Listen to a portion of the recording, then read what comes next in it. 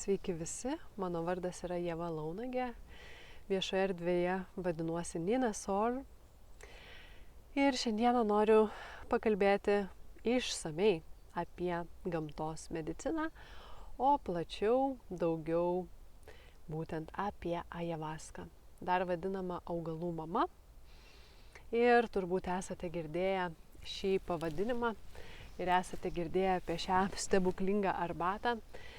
Daugelis žmonių, kurie niekada nėra susidūrę, niekada nėra patyrę šios praktikos, skleidžia tam tikrą informaciją, skleidžia savo nuomonę, kuri yra visiškai nepagrįsta, neargumentuota ir niekaip nesusijusi su tikruoju poveikiu, su tikruoju efektu.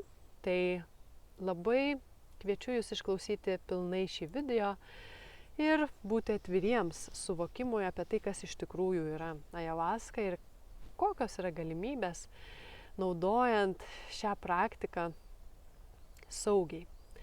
Tai Amazonės džiunglėse nuo senų laikų, tūkstančius metų senoliai gentyse atrado stebuklingą receptą. Kaip atrado? Yra legendų, kad būtent kiti augalai, tabako augalas, senoliams parodė, kad sumaišius vieno augalo lapus, kito augalo šaknis ir išvirus gėrimą gausime stebuklingą eliksyrą, kuris padės išgydyti visas ligas. Dar seniau legenda yra apie didžiulę gyvatę, kuri iš kosmoso ant savo nugaros atnešė į žemę visas medicinas, visus augalus, kurie yra skirti gydymui, kurie skirti savęs pažinimui ir sielos evoliucijai. Gyvatė šamaninėse kultūrose reprezentuoja nušvitimą ir ta didžioji gyvatė tai yra, tokio kaip visiško sielos išsilaisvinimo simbolis. Taigi, nuo senų senovės gentyse šamanai šį gėrimą naudojo tam, kad geriau sugebėtų gydyti kitus genties žmonės. Jie gerdavo šį gėrimą, gaudavo iš jo informacijos ir žinių, kaip gydyti kitus. Vėliau po truputį šis gėrimas būdavo duodamas ir pacientams, kurie turi įvairias ligas, ir taip dar padidino gydymo efektą. Ir atėjo tokia pranešystė, kad bus metas, kai šitos stebuklingos medicinos pradės klisti po visą pasaulį atvirai visiems žmonėms, kai pasaulis bus ant susinaikinimo slenksčio, kai žmonija pereis į beprotybės lygmenį ir jiems labai reikės pagalbos tam, kad jie pasveiktų nuo savo ego ligų ir grįžtų į ryšį su savimi, su dieviška sąmonė ir su gamta. Kas dabar ir vyksta? Dabar daugybė šamanų iš gimčių pasiėmė šios stebuklingus gėrimus, nelegaliai keliauja po pasaulį ir veda žmonėms ceremonijas su didžiulė malda ir tikėjimu, kad pasaulis pradės gydyti vieną po vieną, gydant sąmonės, gydant žmonės, kad vieno gydymas pakeis daugelį kitų. Jau vyksta tokie dalykai ir šamanai skleidžia šią mediciną ir dėl to jūs turbūt irgi jau girdėjote apie ajavaską, nes tai darosi vis populiariau. Tačiau tai nėra labai lengvas kelias, nėra visiems skirtas kelias ir šiame kelyje gali būti daugybė pavojų. Jau virš 7 metų, kaip tyrinėjau šią šamaninės kultūras, įvairius augalus, buvau ir Peru, ir Meksikui, bendravau su daug įvairių šamanų, dirbau su daug įvairių šamanų. Kas leidžia man išmanyti šio darbo užkulisius ir suvokti tam tikrus dalykus, ko negali suvokti žmonės, kurie tik tai dabar pradeda domėtis, tik tai dabar pradeda girdėti apie šias praktikas, todėl darau šį video su perspėjimais ir taip pat gilesnė informacija apie tai, ką tai gali duoti.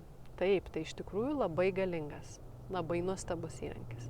Jis gali padėti išgydyti labai stipres ligas, genetinės ligas, onkologinės ligas, bet kokius kūno sutrikimus, netgi kaulo struktūrose, nervų sistemoje, stiprius psichologinius sutrikimus, depresiją, panikos atakas, nerimus. Gali padėti išeiti iš sielvarto praradus artimus žmonės, netgi patyrus vaikų mirtis ar sunkės skyrybas, gali padėti sutvarkyti gyvenimą, išlaisvinti kūrybiškumą, aktyvuoti gausą ir tiesiog visiškai pakeisti jūsų realybę per labai trumpą laiką. Tai yra labai galingas įrankis.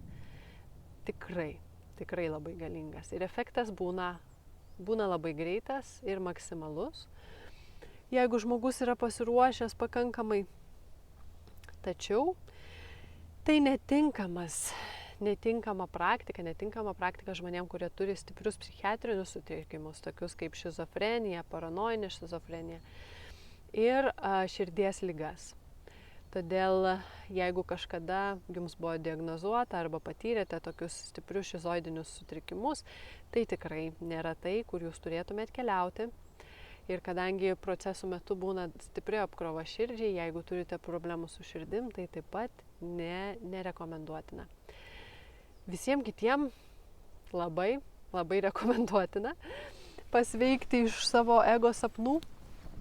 Tačiau galingas įrankis suteikia daug galios ir jis yra neutralus pats. Jis yra nei geras, nei blogas. Ir jį galima naudoti ir geriems, ir blogiems tikslams. Ir yra įvairių žmonių, įvairių šamanų. Vieni gali naudoti specialiai, tikrai savanaudiškiams tikslams, kad jūs pririšt, kad jūs kažkaip tai išnaudot per pinigus. Kiti gali nelabai išmanyti darbo šito sojavaską ir tiesiog tiesiog nesąmoningai, ne iš blogos valios, nemokant valdyti procesų, pakenkti jūsų būviui. Na ir tai reikia būti tiesiog, ieškau žodžio lietuvių kalba, anglų kalba. Taip, sąmoningiams apie tai, tiesiog suvokti šitus dalykus. Kartais žmonės nesuvokdami tam tikrų niuansų tikrai sukelia stiprų pavojų. Tai vieną tokį pavyzdį pasakysiu, nes žinau žmonių, kurie tai daro. Pavyzdžiui, kažkokie žmonės, kurie daug kartų dalyvavo ceremonijose, galbūt ir buvo ir užsienį, sugalvoja, kad jie jau gali vesti ceremonijas. Nors jie galbūt neturi to tokio įgimto šamaninio mokymo, kaip žmonės, kurie auga gentyse. Ir jie pradeda vesti ajavaskos ceremonijas ir pradeda maišyti augalus tarpusavyje, kas yra tikrai labai pavojingas dalykas. Tai noriu visiems užakcentuoti. Jeigu vedlys, pas kurį jūs lankotės, jums duoda ajavaską ir proceso metu, kol dar veikia medicina, jums duoda marihuaną, viskas. Galite nurašyti šitą vedlį, nes jis neišmano, ką daro. Šie augalai nedera tarpusavėje, niekada nederėjo. Jeigu paklausite bet kurių senolių iš genčių, kurie dirba su ajavaska, jums pasakys, kad tikrai ne. Kodėl? Ajavaska yra vadinama augalų mama, karalienė. Marihuana, ji taip pat gamtos medicina, tačiau ji yra žemesnės kategorijos ir vadinama dar ir princesė, nes jinai prieš ajavaską pradeda konkuruoti. O kas vyksta žmogaus struktūroje, kai jis yra parūkęs marihuanos ir naudoja ajavaską, pradeda viskas disbalansuotis. Ką tai reiškia? Tai jis reiškia realybei. Pradeda griūti santykiai neharmoningai, gali prasidėti toksiški santykiai, destruktyvios energijos, finansai gali apgriūti, gausa, savijauta, depresija, žodžiu, ir žmogus gali nesuvokti, jis dalyvauja ceremonijose, bet gyvenime tokie rezultatai. Taip, tokie rezultatai, nes du augalai konkuruoja tarpusavėje, tai kokį tu rezultatą gali turėti? Blogiausiu atveju tai veda į iš tikrųjų nestabilę psichiką ir netgi išprotėjimą. Todėl labai reikia būti atsargiem. Žinau atvejų, kur žmonės tikrai baigia psichiatriniai ligoniai dėl tokio neatsakingo elgesio su medicina. Ir tai yra rimtas dalykas. Tai yra labai rimtas dalykas. Marihuana, jeigu jūs vartojate ajavaską, jeigu jūs galvojate keliauti į kažkokius ajavaskos patyrimus, tai iš tikrųjų marihuana tiesiog turėtų dingti iš gyvenimo. Jūs daugiau jos nebevartot visai. Ir arba ji tada yra vienintelis mokytojas ir klausimas, ar jis jums tikrai padeda ir išlaisvina jūsų potencialą. Aš pati ilgus metus vartojau marihuaną ir galiu pasakyti, kad man atrodė, kad jin man padeda, bet iš tikrųjų tai mano potencialą mažino. Ir kai aš visiškai mečiau marihuanos vartojimą ir pasilikau tik tai su stipriausio augalo ajavaska, viskas labai stipriai pasikeitė, mano visa realybė pasikeitė, santykiai, gausa, gyvenimo kokybė, viskas labai stipriai pasikeitė. Marihuana tai tokia sektantė. Jis įveda į savo sektą meilę, taika, bet iš tikrųjų toks yra šiek tiek žmogaus išnaudojimas, ypač kad žmogus vartoja labai taip išnaudodamas, labai dažnai, tai be pagarbos, tai jinai duoda atgal. Duoda atgal tą išnaudojimo energiją ir žmogus galiausiai turi ne visai kokybišką gyvenimą. Ir ne visai kokybišką sąmonę, ne visai kokybišką galimybę veikti savo realybėj. Tai pagalvokite, ar iš tikrųjų jums dar reikalingas šitas augalas. Nes jeigu norite tos geros gyvenimo kokybės, reiktų nuspręsti. Ir jeigu ketinate su ajavaska dirbti, tai tikrai verta paleisti marihuaną, nes ajavaska yra žymiai stipresnė, galingesnė ir išlaisvinanti visomis prasmėmis. Tai pirmas momentas. Nedera šie du augalai. Jeigu pas jūs yra vedlys, kuris sako kitaip, tiesiog pažiūrėkite į jo gyvenimą, kaip atrodo jo gyvenimas. Ir matysit atsakymą. Pasižiūrėkit, kaip viskas vyksta. Nes nebūtina tikėti manimi. Patys tyrinėkite, patys žiūrėkite ir kaip jums veikia. Žiūrėkite, ar ne? Kitas dalykas, kitos medicinos. Daug yra nuostabių medicinų. Yra grybų medicina, yra kaktuso medicina. Ir kai kurie žmonės taip pat naudoja savo gydymui ir kitus augalus. Labai svarbu bent jau išlaikyti, jeigu jūs nenorit pasirinkti vieną augalą, tai bent jau išlaikyti ilgus tarpus, bent mėnesio laiko tarpą prieš naudojant kitą mediciną. Nes jeigu medicinos susimaišo, irgi galim turėti rezultatą, kaip baigėsi daugelis žmonių psichiatriniai. Tiesiog per daug skirtingų augalų susimaišo energijos ir tampa betvarkė, disbalansas. Dar yra tokia medicina, rūpužės medicina, bufo. Tai jos iš tikrųjų nerekomenduoju iš vis niekam, nes gyvūnų medicina ji dar kitaip veikia. Augalai, jie auga į šviesą, jie mūsų išlaisvina, padeda irgi mums augti, bet bufo yra rūpužė, kuri gyvena po žeme. Ir tikrai gali sukelti nemalonius procesus, ilgalaikius nemalonius procesus.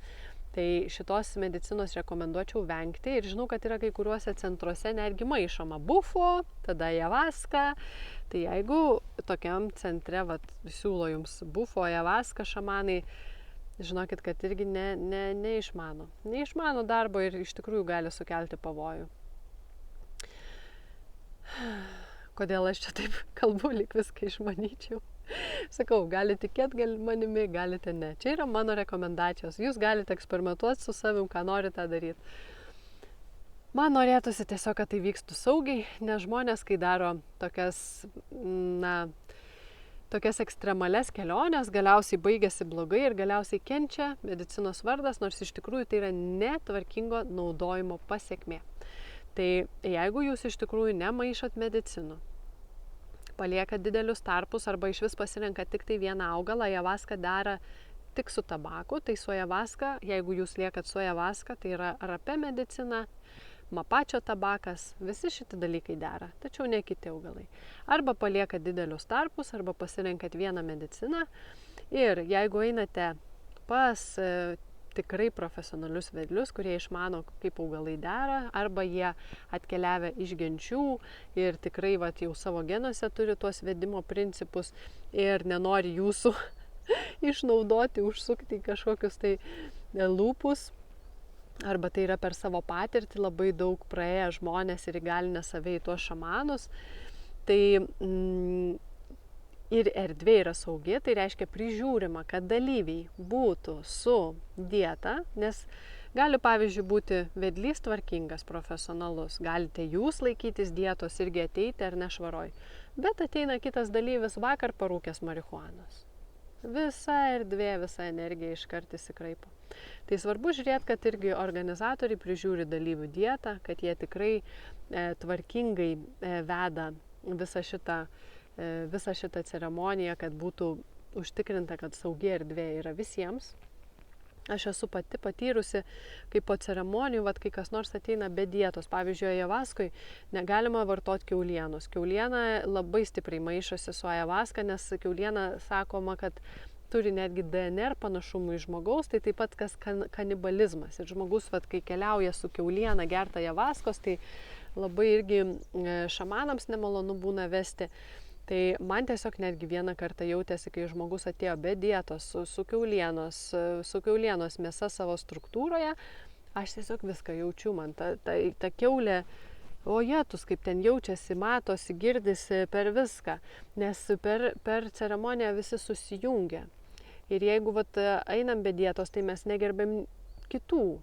Ne tik savęs negerbėm, ne tik medicinos negerbėm, bet ir kitų dalyvių negerbėm. Yra didžiulė nepagarba. Todėl svarbu iš tikrųjų pasižiūrėti,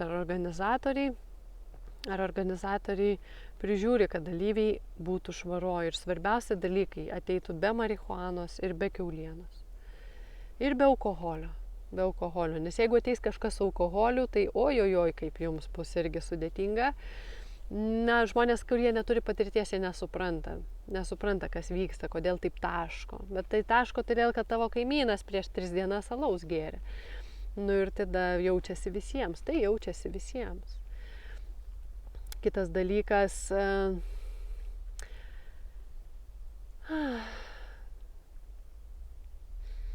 Ką čia dar norėjau pasakyti? Tai ta švara iš tikrųjų yra svarbi. Iš tikrųjų svarbi tam geram procesui, kokybiškam procesui.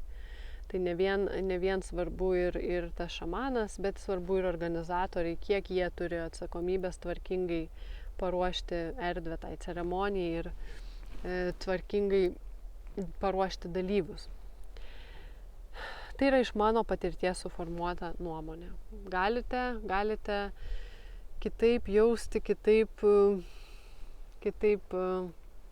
tyrinėti, tačiau, kaip ir sakau, tos rekomendacijos jau per ne vienerius metus sukauptos patirties.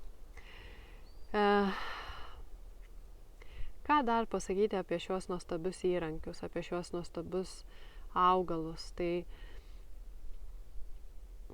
tikrai yra didžiulės galimybės mums kaip žmonėms pabusti į vienio sąmonę, į sąmonę su Dievu susijungimą, su gamta, išgijimą. Ir aš kaip tik organizuoju retrytą Brazilijoje, jau turbūt žinote, kas žiūri video šį dar ne per vėlai, tai galite prisijungti gruodžio 2. Mes keliaujame pas tikrai labai nuostabią šamanę Andrėją, kuri išmoko iš savo močiutės dirbti su augalais. Ją močiutė išmokino ryšio su augalais, ji pati save įsigydė, nes negalėjo vaikščioti, net buvo invalido vežimėlyje, su medicinos pagalba įsigydė save ir dabar jį veda žmonės tikrai labai tvarkingai, labai gražiai. Ir važiuojame į šią saugią erdvę, Edeno sode, tarp kalnų, krioklių ir upių, tyrinėti save. Tikrai saugio erdvėj. Aš pasirūpinsiu, kad visi dalyviai atvyktų su dieta ir jūs galėtumėte jausti saugiai, tyrinėti save, gydyti save, be poreikio jausti kažkokias nemalones energijas iš kitų, kurios nedera su ceremonijos augalais. Tai kas nori tikrai tokio tvarkingo profesionalaus organizavimo, patyrimo, kviečiu į kelionę į Braziliją, keliauti kartu. Na ir manau, kad ateityje pasiūliusiu daugiau patyrimų su tikrai gerais vedliais, profesionaliais šamanais visame pasaulyje. Kas nori prisijungti, labai lauksiu jūsų. Na ir be abejo, bet kada galite man parašyti. Tiesiog pasiteirauti, paklausti nuomonės. Labai norėtųsi, kad visi patirtų šios patyrimus saugiai. Todėl tikrai nebijokite. Jei jau turėjote kažkokios nemalonios patirties, rašykite. Jei norite paklausti, ketinate keliauti kažkokią ceremoniją, norite paklausti nuomonės, rašykite. Tikrai patarsiu, pasakysiu. Daug iš tikrųjų čia jau patirties yra ir žinių yra. Svarbu, jauskite save. Jauskite save ir ką dar norėjau paminėti, kad ne visada šamanai iš Peru ir dirba nuoširdžiai, ne visada jie dirba atsidavę. Kai kurie yra iš tikrųjų patys pasiklydę, patys pasimetę. Atrodo jiems, kad daro jie gerą dalyką, bet realiai jie pririša žmonės, priverčia juos bankrutuoti, nes tiesiog išnaudoja juos pastoviai su tokia priklausomybės santykiais, tarsi jau žmogus nebegali gyventi be tų ceremonijų. Tai irgi reikia būti atsargiems. Tikras šamanas tai tiesiog atitinkamus mainus gaus ar ne, už ceremoniją atitinkimai mainai piniginiai, bet jūs jausitės laisvi, jūs nesijausit, kad kažką privalot kažkur čia tęsti, toliau dalyvauti. Jūs jausit visišką laisvę būti savimi. Tai tada tikrai žinokit, kad čia yra tvarkingas šamanas ir jis nesistengia jūsų išnaudoti. Jeigu kažkokie kūrėsi priklausomybės jausmai ir norisi kažkaip čia kažką jau labai perdėtai, stebėkit save, nes tiesiog per ceremonijas irgi naudojama ir magija, ir kerai, ir tas šamanas gali jūs užburti, gali priversti jūs patikėti visokiais dalykais ir gali norėtis jam duoti visus pinigus, ne kartą man yra tai buvę, iš tikrųjų, atrodo viską reikia paaukoti, dabar visi pinigai tik tai jam, čia jis dievas, šlovinu. Tai stebėkit tokius momentus. Daug praėjau, daug patyriau tam, kad turėčiau šią išmintį, tam, kad turėčiau galimybę pasidalinti su jumis, kas yra tinkama šamaniniam darbe, kas ne. Ir nors ir augalai mums linki pačių geriausių dalykų, bet šamanai kai kurie būna pasiklydę. Tai stebėkite, ar jie tikrai tai, ką sako, tai ir savo gyvenime perteikia, ar jie gyvena pagal tai, kaip atrodo jų gyvenimas, kaip atrodo jų realybė, kaip atrodo jų mokinių, jeigu jie turi mokinių, kaip atrodo jų realybė. Viską stebėkite, tikrinkite pagal tai, kas vyksta, kaip vyksta. Ar yra įgalinimas ir laisvė, ar vis dėlto yra priklausomybės santykiai. Ačiū Jums už dėmesį. Jeigu ką, visada galite rašyti ir klausti ir tikiuosi susitiksim Brazilijoje ir kitose retrytuose su gamtos medicina. Iki.